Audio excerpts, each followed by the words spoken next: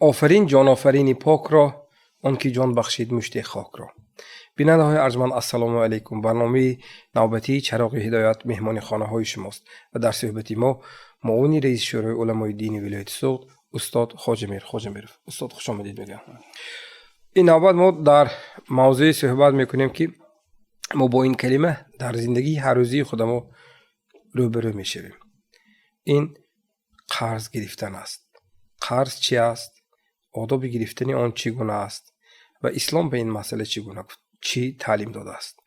عادتا استاد همین یک مسئله هست، همیشه وقتی در مراسم دفن میت فوتیدگان اشتراک میکنیم در نماز جنازه، قبل از خواندن نماز جنازه همیشه امام اون نفری که نماز جنازه رو میخوانده میدهد یک نفری نزدیک همون میت رو دعوت میکند با آواز پست با اون کس میپرسد که اگر این میت در دنیا معامله مالی داشته باشند، اگر نفری با حجت به شما مراجعت کند، شما آن را به گردن میگیرید و در صورت تصدیق کردن که ها بله به گردن میگیرم، اگر با حجت مراجعت شود، اون وقت گوییم امکان پیدا میکنند که جنازه اون میت را خوانند. وقتی شرح همین مسئله رو پرسیدیم گفتند که این معامله بین انسان ها است و تنها در حالتی که مثلا اگر قرضی مولیش نباشد اون وقت گوییم خواندن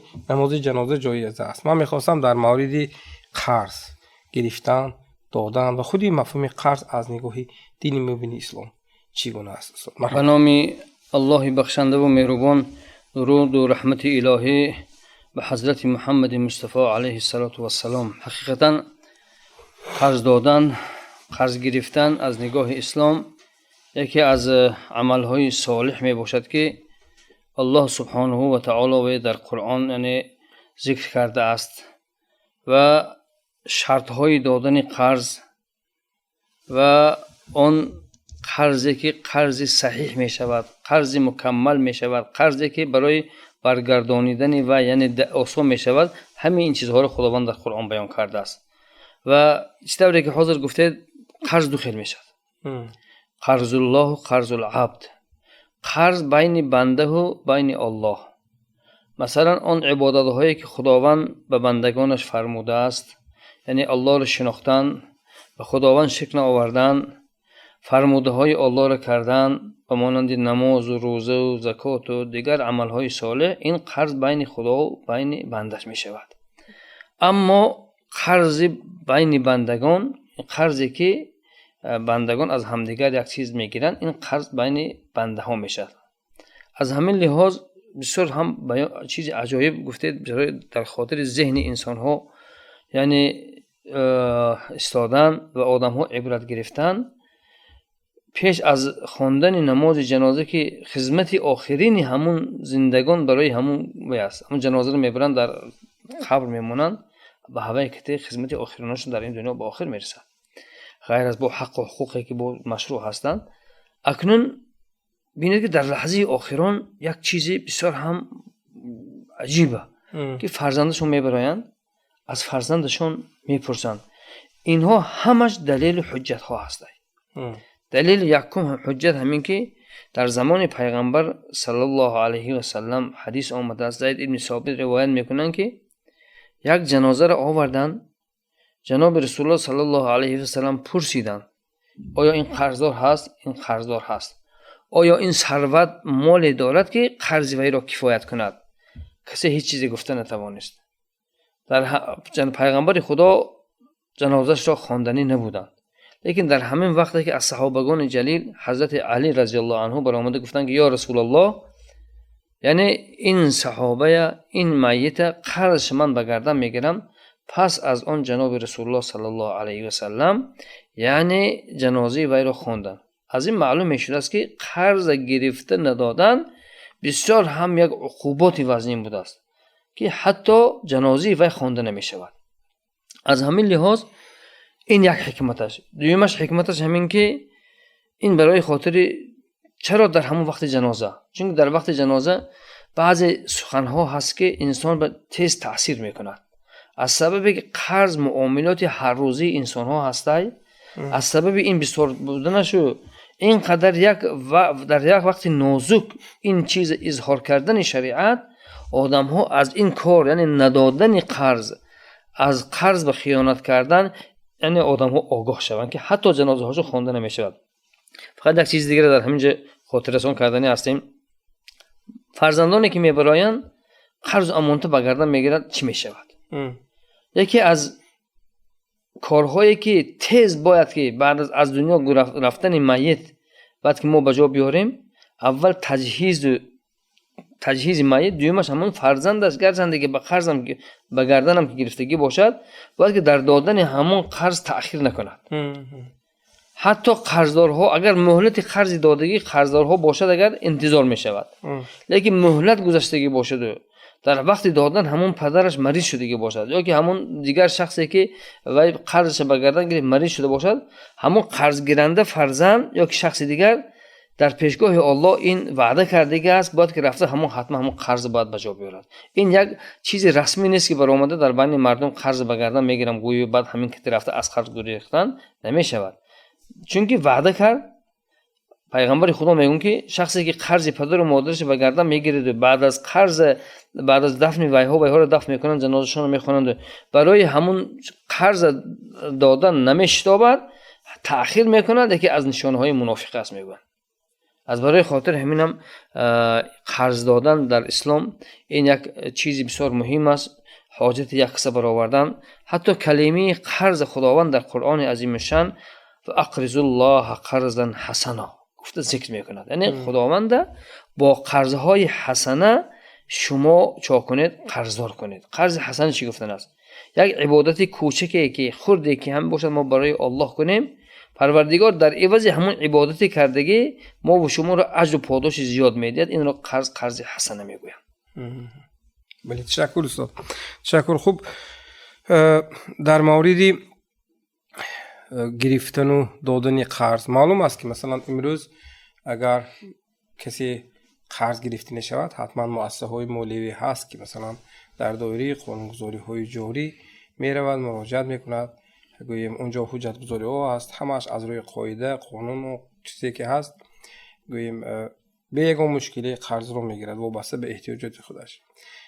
همزمان تعلیمات دین مبین اسلام قرآن کریم نیست در خود این مسئله رو بسیار واضح بیان کرده است که دادن و گرفتن قرض چگونه است. من می‌خواستم این نکته رو نیز برای ما شرح می‌دادید. حقیقتا برای خاطر امروزین حاضر ما چیز مشاهده میکنیم، بسیار هم عداوت در بین انسان ها، یعنی بسیار هم نافهمی، نابرابری ها، یکیش از همین رعایت نکردن برگردانیدن قرض هست. بله، برای خاطر همون قرض تیز بازگشتنش نگاه دین مبین اسلام بسیار چیزهای بزرگ معین میکند.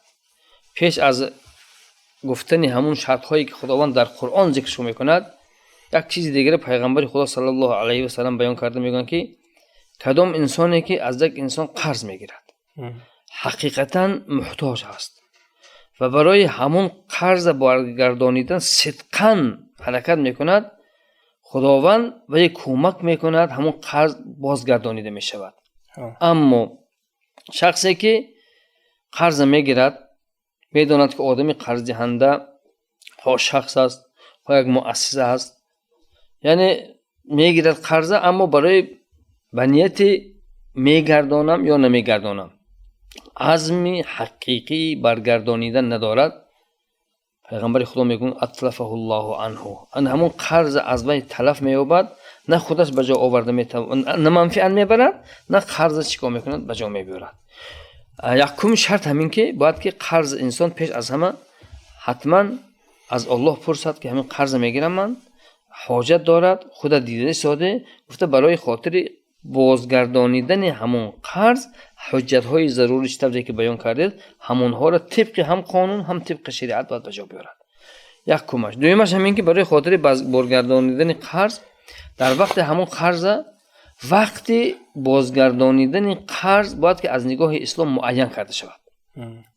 دیگر همین که ترتیب گردانیدن قرض یک بار همشه یا که جز یا که قسمن یا که در عوض همون قرض دیگر چیز می همین ها باید که صراحتاً بیان کرده شود. گرو رو هم اجازه داده. بله باید که اینها حال در آیاتی که انشالله میگوییم این چیزها همش گفته می شود. اکنون از همین لحاظ خداوند در قرآن عظیم شان در سوره بقره در آیت یکی از آیات‌های درازترین در سوره در آیت 282 ترتیب دادن قرض در شرط‌های درست بودن دادن و گرفتن قرض خداوند بیان می‌کند. از آن جمله خداوند بیان می‌کند که ای آن کسانی که ایمان آورده اید اگر به همدیگر تا مدت معین قرض دادید آن را بنویسید. البته اولین شرطی که انسان قرض می‌دهد قرضش باید چیکار کند؟ نویساند. بله. و این چنین در دوام آیات الله سبحانه و تعالی میگوید که برای حفظ مال و دفع نزاع هر یک کاری که خداوند برای بندگانش فرموده است و به منفعتش هم خداوند بیان میکنه برای خاطر همون مال حفظ کردن نگاه داشتن مالتان و این چنین نشدن نزاع شاید که دفع نزاع شاید که همون انسان وای میکند که من بعضی سبب ها انسان فراموش خاطر است. غیر از این خداوند در دوام آیات باز آن چیزهایی که برای خاطر یعنی بازگردانیدن قرض یعنی سبب میشوند آسان میشوند آنها را بیان میکند و باید که آن را نویسنده با انصاف بنویسد. ببینید که الله سبحانه و تعالی صراحتا در قرآن چی میگوید؟ یعنی نویسنده انسان باشد که همون خالص باشد عیناً همون گفت چیز نویساند و هیچ نویسنده نباید به خاطر خویشاوندی یا به خاطر دشمنی از نوشتن آن گونه که الله به او آموخته است دست کشد. چطوری که الله فرماید خویشش است مثلا وقت دادن شاید که یک تغییرات در وقت دادن قرض یا که در وقت شرطهای قرض یا که در وقت مبلغ نویسندن مقدار قرض باید که خیانت نکند. باید که چطوری که الله بیان کرده است ان همون چیز نویسونه. پس باید بنویسد و کسی که حق بر اوست یعنی قرض گیرنده املا کند. شخصی که قرض میگیرد حتما املا کند و کاتب از پروردگارش بترسد. همون نویسنده از خدا باید که ترسد و چیزی از آن کم نکند. همون عیناً چیزی که باشه نویسد. پس اگر قرض گیرنده شخص بی عقل و نادان یا ناتوان بود یا نمی توانست املا کند باید سرپرستی او و عدل و انصاف املا کند. یعنی قرض گیرنده املا کند. یعنی شخصی که قرض میگیرد باید که چا کند؟ امضا کند، املا کند. و کاتب از پروردگارش بترسد. شخصی که می نویساند همون ویا باید که از خدا ترسد حقیقت نویساند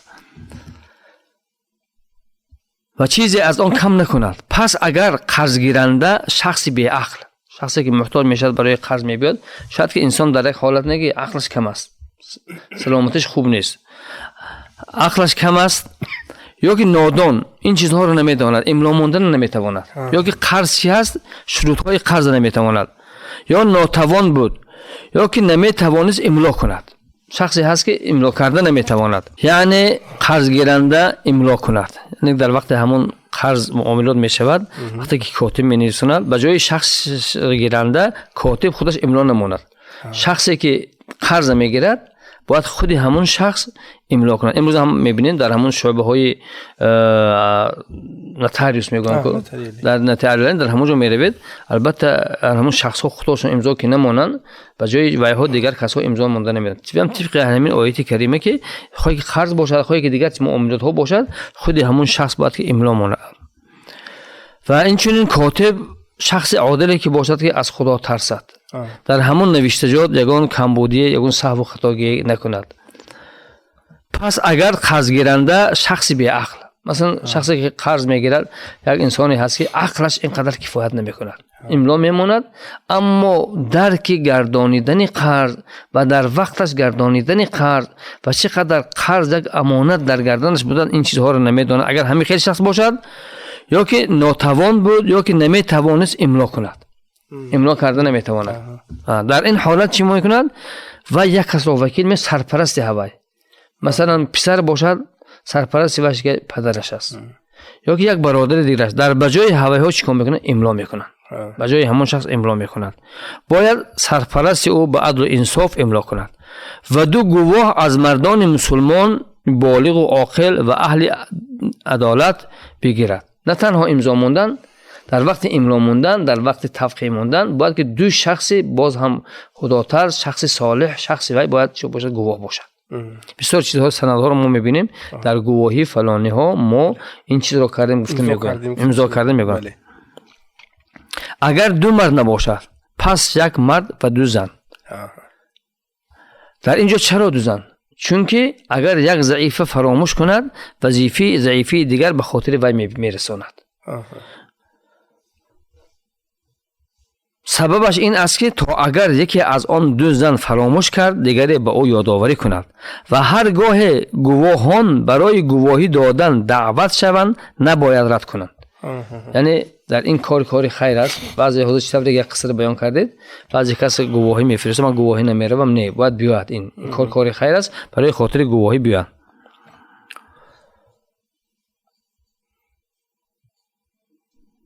و از نوشتن قرض طبق وعده اشون خواه کم باشد خواه زیاد خسته نشوند. یعنی مقدار همون دادن قرض باید که مثلا یک کوتاه کرده می نویسیم، نه، باید که هوی به تفصیل شرط هاش همش بیان کند. این نوشتن با انصاف ترین حکم است. یعنی نه در حق قرض گیرنده نه در حق قرض دهنده یگان ظلم مستمع نمیشد. این چیزی که خدا بیان میکند. الله و درستترین راه برای گواهی دادن و قریبتر از آن است. الله خودش شاهد است، لیکن برای خاطر ویها کردن البته این چیز کار کنند که دوچار شک نشوید مگر اینکه سودای نقدی باشد. در اینجا یک مسئله دیگر است. مثلا اینجا سودای نقدی است. حاضر قرض این قرض به یک مدت معین، لیکن میگویند که اگر خواهید، اگر در همین وقت هم سودا یک چیز سودا کردید، اگر هوایی هم نویسونید مستحب است، خوب است. چون که انسان فراموش خاطر می شود. من مثلا یک چیز می فروشید چون از خاطر تو فراموش می شود، نقد پولش گرفتگی هستید، عوض کرده دیگه هوایی ما در فلان تاریخ فلان چیز ما فروختیم پولش گرفتیم وغیره. حتی سودای نقد هم در مابین انسان ها یک الله رو مهربانیش ببینید که یک شک و شبهه نشود، عداوت نشود، نزاع نشود. فراموش خاطر هست که من آیا همین فلان ماشین رو دادم پولش گرفتم یا نگرفتم. همین مگزین ها برای چک میتید. چک میتید. چک برینده. بارک الله. بسیار چیز عجایب. خداوند ببین. مگر که اینکه سودای نقدی باشد که در میان خود دست به دست میکنند، پس در این صورت بر شما گناهی نیست که آن را ننویسید. نویسید خوب است، گناهی نباشد. لیکن در شرح همین میگن که پس مسئله کتابت قرض برای حسب شرایط به نگاه کرده واجب و گاه مستحب می شود. البته دادن قرض و نوشته واجب است، لیکن در این حالت ها برای خاطر شک و شبهه دور کردن اگر نوشته ثواب، امر مستحب نکنید نمی شود. و چون خرید و فروش کردید باید گواه بگیرید برای دفع نزاع و نباید نویسنده و شاهد زیان ببینند و در چنین کار کنید که از فرمان الله سرپیچی کردید. اگر مبادا شما در این حالت یک گواه آوردید، کاتب آوردید در بالای این خدمتاشون و در حق ویها با یگان تهمت ناحق نکنید. ویها از این کاری کردن با در حق ویها شما زیان نآورید و از الله بترسید و الله نیکی دنیا و آخرت را بر شما می آموزد و الله بر هر چیز داناست. ببینید در آخر آیات الله سبحانه و تعالی چی میگوید؟ خداوند هدف از این تعلیمات الهی برای گرفته دادن قرض این تنها الله برای خاطر در بین شما ها نزاع نشود، نافهمی نشود. الله سبحانه و تعالی روشن صراحتاً ترتیب دادن و گرفتن قرض یعنی بیان میکند. بله، تشکر استاد. واقعا بسیار واضح در کلام شریف ذکر شده است و جای من خوانده بودم که پیامبر صلی الله علیه و سلم گفتند که قرض ذلت است. این چی معنا دارد استاد؟ اکنون ذلت این کلمه خواره. بله. معلوم هم که انسان حرکت کند که قرض نگیرد، چون که پیغمبر خدا صلی الله علیه و سلم در اون ورد دعاهایی که هر روز دعا میکردن از قرضداری هم پناه میپرسیدن. اللهم انی اعوذ بک من حدیث هاشون از یک چیز پناه میپرسیدن. یک تا از این دینی، از قرضداری خداوند از من پناه ته گفته پیغمبر خدا یعنی دعا میپرسیدن. چون که انسان در حالتی که اگر حرکت کند که برای خاطر نگرفتن همون قرض زندگیش یا کارش میرود، خوب میشه قرض نگیرد. لیکن در حالت ضروریات قرض چرا ذلتش گفتن؟ چون که از نگاه اسلام این طور نیست. لیکن آدمی که قرض میگیرد شاید که همون آدمی قرض دهنده رو میبیند و خودش رو ناراحت حس میکند. شاید که یک مهلت میشه. در اینجا یک چیز دیگر هست که باید که ما البته اینو بیان کنیم. در حالت ندادن قرض شخص میداند که کتابی که الله سبحانه و تعالی در کلام خودش ذکر کرد، قرض باید که ما کتابت کنیم، مهلتش عنیق کنیم، ترتیب دادنش عنیق کنیم. لیکن بنده در یک حال نیست. رفت همون بنده در وقت همون گفتگیش قرض نداد. در این باره هم الله سبحانه و تعالی در قرآن بیان میکند فنظیرة الی میسرة. پروردگار میگوید که ای مومن ها، شما میدونید که قرض شما را قصداً نآورده است. از سبب بعضی چیزها شاید که مالش به سودا نرفت، شاید که در کارش یک تأخیر افتاد، هوای نگفته شما خودتون برای وای یک مدت زیادی مدت معین اضافه کنید. این هست میگوید خداوند نشانی مؤمنی شما گفته. خداوند در قرآن چنین شخص ها را توصیف میکنه. از این معلوم میشه است که البته وقتی که ما چنین حالت میبینیم ما که پیش ما میگوید که چنین حالت هست، ما باید که ما طبق نصیحت شریعت اسلام، طبق مؤمنی، طبق انسانی، طبق برادری، طبق تراحمی که انسان بین در مابین انسان ها گذاشته است، باید که در حق وی رحم کنیم، برای وی یک مهلتی زیادتی تیم. نه اون که در هر یک روز آوردگیش با برای خاطر وی با یک مقدار معین با بالاش پول مونیم یا که وی تعظیم کنیم، این حرام است. یعنی فایز حرام. چون پیغمبر خدا صلی الله علیه و سلم میگن که من کان فی حاجت اخیه کان الله فی حاجته. یعنی در همین وقت وی قرض دادن نتوانست، در قرضش تأخیر شد، برای خاطر هوای حاجتش برای آورده قرض شما دادن، ما برای وی مهلتیم، خداوند حاجت ما رو میبرد. از آنچه نه تو اکن مهلت آمد، از کجایی که باشد قرض گرفته بیارته. شاید که وی میرود از یک جای دیگر با یک عقوبات، با یک حال چیزی گفته که ذله، یک خاک رفته، یک در حالت بسیار هم ناگوار خود نزد دیگر کس میگوید که از فلانی من قرض گرفتم، قرضم امروز مهلتش میگذرد، برای خاطر من یعنی یک ترتیب سخت گذاشت، شرط های سخت گذاشته است، اگر من نبرم در بالای این قرضم اینقدر پول زام میکند گفته، یا که مال زام میکند گفته.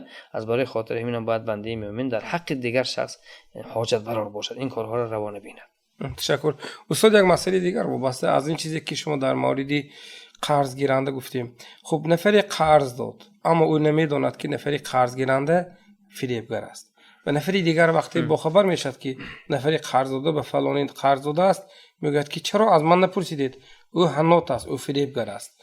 و در این حالت من در مورد مسئولیت داشتن در مسئله پرداخت، مثلا ما چگونه شناسیم در حالی که مثلا اومد من نمیشناسم، نفری نشناس به قرض دادن ممکن است؟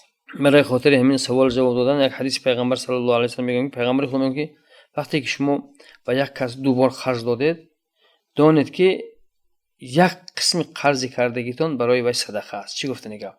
مثلا شما دو بار قرض دادید، قرضتون میگیرید، یک بار مثلا 500 سومون دادید، بعد یک بار دیگه 500 سومون دادید، قرضتون در همون مدت خودش میگرداند، لیکن برای شما خداوند اجری ثواب همون نیم قرضتون صدقه کردگی کتابان میکنه.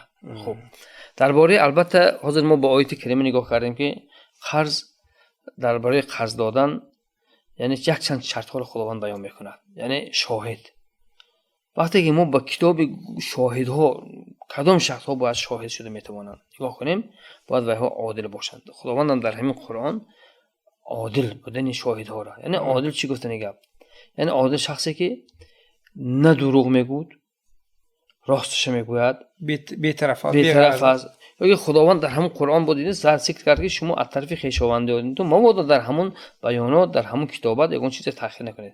از همین لحاظ ان همون شرط هایی که خداوند در همین قرآن بیان کرده است اینها را برای خاطر ان همون انیق کردن برای مشخص کردن شخص قرض گیرنده یعنی یک کمک میرساند. البته حتی که نزد شما میگوید شما برآورده به این چیزها به این نتیجه باید شما پرسید. حقیقتا خصوصا در زمان پیغمبر صلی الله علیه و سلم بعضی صحابه ها نزد بعضی هاشون برای خاطر گرفتن قرض می اومدن. آن صحابگان جلیل از همون صحابه های معروف خیلی در مدینه هم هاشون اونا در مدرسه رسول الله تعلیم گرفتن. آنها هر وقت به حاجت قرض نمی کردن، در حالت ضروریت قرض می پرسیدن که وایها در حالت ضروریت بدنشون گو شاید که قرض هم که نمی پرسیدن صحابگانی که از این چیز خبردار بودن و وایها قرض می دادن. اکنون بعضی دیگر هاشون شخص های مجهول آمده از ویها قرض میپرسیدند. وقتی که از ویها که قرض میپرسیدند ویها از همون شخص ها از راستگویی ویها از عدالت ویها پرسان میشدند که بعد باور میکردن بعد قرض میدن. در همین باره یک حدیثی هست که امام بخاری روایت میکنند درباره شرط آدمی قرضگیر. میگویند که در بنی اسرائیل یک شخصی بود که شخصی ثروتمند بود. همگان به وی قرض میدادند. همگان قرض میدادند. همگان از وی قرض میگرفتند. یک روز یک انسان از یک جای دور رفت، همونجا رفت در حال قرضدار شد، مالش به سودان رفت. برای بازگشته آمدنش نزد همون شخص رفت. وقتی که نزد همون شخص رفت، شخص از همون وی گفت که تو برای من چقدر اثبات میکنی که تو شخصی هستی که قرض من باز میگردانی. از این معلوم می شود که از این حدیث که باید پرسیده شود از شخص. وقتی که وی گفت که من قرضت را باز میگردم تو کی را وکیل میکنی؟ و کفا بالله وکیلا گفت که وکیل من الله است. تو کی را شهید میبیاری؟ و کفا بالله شهیدا من و الله گواهی من است، شاهد من است. در همین حالت همون انسان وقتی که این چیزها را که بیان کرد به هوای قرض داد. یک از پرسید. وقتی که قرض داد از همون اهل انسان ها آدم های شاهد شخص هایی که عاقلی که بودن از اوی ها پرسید که این کدام شخص است که در این دیاری ما پیدا شد امروز قرض میپرسد. و ها گفتن که این یک شخصی ثروتمند هست، مال آورد لیکن سوداش راه نرفت، برای خاطر همون بازگشته رفتنش حقیقتا محتاج به همین قرض است. این چیزها رو پرسید. از این معلوم میشد است که پیش از دادن قرض همون شخص باید که ما پرسیم. خب وقتی که قرض داد وی رفت، مهلت قرض به آخر رسید. وی خواست که قرض رو گردونده بیاره لیکن برآمد که در راه بسته است، آمده نمیتواند. وی وعده کرده بود که من قرض شما میکنم میفرستانم. وی مؤمن حقیقی که بود به الله توکل کرده که بود، الله را که وکیل آورده بود، الله که شاهد آورده بود و الله مراجعت کرد. پروردگار را گفت من خدا در وقت گرفتن همین قرض وقت معینش هم خودت میدونی، خودت وکیل گرفتم. گرفت در مابین یک تخته همون مبلغی گرفته که در پیچانی در هم تخته به هم دیگر با محکم کرد در دریا پرتافت. این حدیث صحیح در کتاب کبائر امام ذهبی رحمت الله علیه این حدیث بیان میکنن. سند حدیث صحیح است. وقتی که همون شخص ثروتمند که کیمه‌هاش کشتی‌هاش از آن طرف دریا بار می آوردن همون روز از همون دریا برآمده بود. برآمد که دست الله همچی قادر است.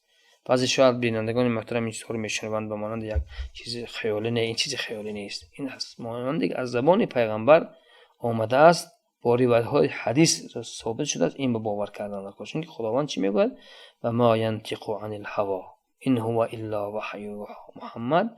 گرچنده که آدمم که باشد لیکن سخن‌های میگفتگی این وحی هستند. من میگویم برای شما، این برای شما میگوید، برای این میگویم برای شما.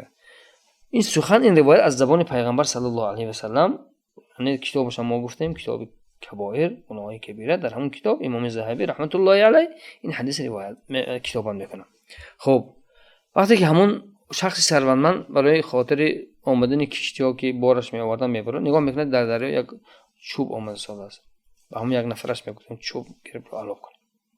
وقتی که میبره چوب میشکنن، در مابین همون چوب همون نامه همون قرض که میگیرد برای اینش بینید برای این قدر یک تعجب آور نمیشه چون آدم مومن حکمت های الله که باور کرده باشد الله را که گواه کرد الله را که وکیل کرد الله را که شاهد کرد و به این چیزها باور داشت که خدا این چیز میرساند وقتی که این چیز گرفت و خون خاطر جمع بعد از راه درست شدن همان مقدار مبلغ با شخص امانت گرفتگی قرض گرفتگی گرفت آورد که قرض رو دهد وقتی که نزدیک وی آمد خواست که سلام علیک سپرس کردن پرس خدمت گفت که من و نگفت که من برای شما فرستندگی بدم گفت که من قرض گرفتگی بدم لیکن عذر بخشش که تأخیر شد در راه آمدن نتوانستم و گفت که آخه قرض رو من گرفتم قرض رو فرستندگی گفته همون شخصی که قرض داده بود گفت قرض امانت آمده رسید من گرفتم در وقتش گفته